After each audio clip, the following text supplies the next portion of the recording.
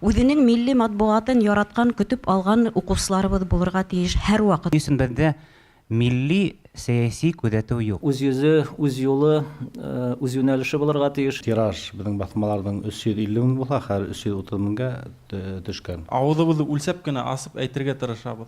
Басма, дана, интернет укусы, мәсьәләләр һәм ысулдар. Рәсәй Башкортстан каналының медиа үҙәге был көнде кайнап торды.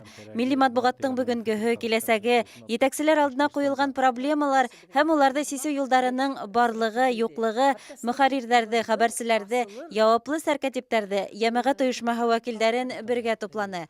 Дөнья кимәлендә басмаларҙың данаһы кәмеүе күҙәтелһә лә, яңы йылға яҡшы күрһәткестәр менән аяҡ баҫыусы редакцияларҙың да барлығы һөйөндөрҙө. Безнең быелгы елда укучыларыбыз 2016 елдың адагы менән сагыштырганда 3 меңгә күбрәк күбәйде. Һәм без инде менә февраль айында 10 мең дана менән сыгырга дип уйлайбыз, чөнки әле подписка дәвам итә. Үткән ел менән шул сама инде кәмемәнек.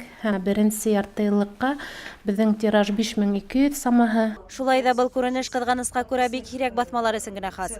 Гәзит журналдарда яздырыусыларҙың һаны ни өсөн кәмей? Һөйләшеүҙә төрлө фекерҙәр яңғыраны. Башкортостандагы милли матбугаттың төп проблемаларының береһе ул аксаһыҙлык, акса булмауы. Икенсе проблема ул азатлык булмауы. Башҡорт гәзиттәре, татар гәзиттәре бөгөн Рәсәй подпискаһында юк. Был тормошта сиселеше булмаган мәсьәлә юк тиерлек. Төптән уйлап эш итергә, башкаларның фикеренә ҡолаҡ һалып кәңәш ҡорорға һәм үҙең өсөн иң яйлы ысулдарҙы ҡуллана белергә. Конференцияла килеп тыуған бындай проблемаларҙы хәл итеү юлдарын тәҡдим итеүселәрҙең фекере тап шулай булды. Ниндәйҙер эксклюзив материалдар баҫыуҙы күберәк күҙ уңында тоторға кәрәктер. Бигерәк тә халыҡтың үҙенең араһында проблема булып ярылып ятҡан. Журналистың фекере менән уҡыусының фекере туры килмәһә лә, ниндәйҙер уйландырырлык һорау тыуҙырырға тейеш һәр мәҡәлә кешенең аңында. Башта яҙылалар да аҙаҡтан яҙылырға ынталар бит инде. Шул ошо кәмселекте иҫәпкә тотоп, бер йылға яҙылыуҙы ла ойошторғайнылар. Бер йылға яҙылып ҡуяһың да онотаһың. Ә бында йәйге баҡса эштәре башлана һәм журнал тураһында, матбуғат тураһында унутып китәләр бит инде. Беренче чиратта гәзит укучыларның безгә мөрәжәғәт итүе, безгә язышыуы, безнең белән тығыз бәйләнештә булыуы, аларны борчыган мәсьәләләргә, аларны кызыксындырган сорауларга безнең тулы һәр хәлдә без тырышабыз, тулы җавап бирүебез белән бәйле дип уйлыйм инде мин. Етәксе, һин үҙең яҙылдыңмы дигән акция башлап ебәрегеҙ әле. Интернетҡа һалһағыҙ, ул шундуҡ тараласаҡ. Һәм һәр бер, әгәр етәксе яҙыла икән, ҡалғандар да уның етәкселегендә эшләгән эшселәр дә битен яҙыласаҡ. Милли басмаларда рухи ҡиммәттәргә өҫтөнлөк бирелеүе һуңғы йылдарҙа гәзит-журналдарҙы халыҡҡа яҡынайтты. Рухы, безнең халҡыбыҙҙың тарихы, уның эске донъяһы, безнең халҡыбыҙҙың шөғөлдәренә беҙ хәҙер һуңғы ваҡытта ныҡ иттереп иғтибар итә башланыҡ. Донъя селтәре һәм басма матбуғат араһындағы бәйләнеште башҡорт-татар телендәге газета-журналдарҙы популярлаштырыу мәнфәғәтендә ҡулланыуға өҫтөнлөк биреүҙә заманға яраҡлашыу һәм уның талаптарына ҡыйыу ҡарай алыу күренеше.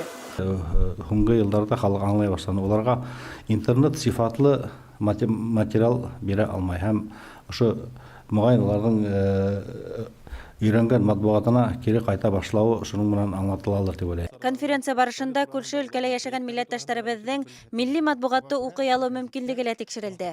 Ырымбур башҡорттарының берҙән-бер гәзитенең ябылыуы, Ямал-Ненец автономиялы округында киреһенсә яңы баҫма донъя күреү ҡыуанысы. Беҙҙең төбәктәге хәл менән берәттән булар барыһы ла, мөхәрририәттәр ҙә, дәүләт кимәлендә лә берҙәм хәл ителергә тейеш дигән фекерҙәр яңғыраны. Без ошо баҫмаларҙы нисек тә һаҡлап ҡалыу өсөн көсөбөҙҙө һалырға тейешбеҙ. Сөнки уларҙы әгәр ҙә кеше яҙылмай тип ябып ҡуйыу ҡыйын түгел, әммә аҙаҡтан уны асыуы бик күпме көс һалырға тура киләсәген һәр кем моғайын күҙ алдына килтерәлер. Милли матбуғатты һаҡлап ҡалыу ул дәүләт сәйәсәте булырға тейеш. Бында халыҡ яки халыҡтың билдәле шәхестәре, эшҡыуарҙар менән генә был мәсьәләне хәл итеү ауырға төшә. Милли матбугаттың киләсәге үҙенсәлекле булыуда һәм шул ук вакытта берҙәмлектә. Йәмғиәттә бәхәстәр тудырған ваҡиғаларҙы төрлө яҡлап яҡтыртыу, тикшереү, был йәһәттән радио һәм телевидение менән берлектә эш итеү кәрәк дигән фекерҙә конференцияла катнашыусылар бындай осрашыуҙарҙың һөҙөмтәле булыуын һәм йышыраҡ үтеүен теләп таралышты. Ләйсән Тимербулатова, Хәбәрҙәр, Башҡортостан дәүләт телерадиокомпанияһының медиа үҙәге.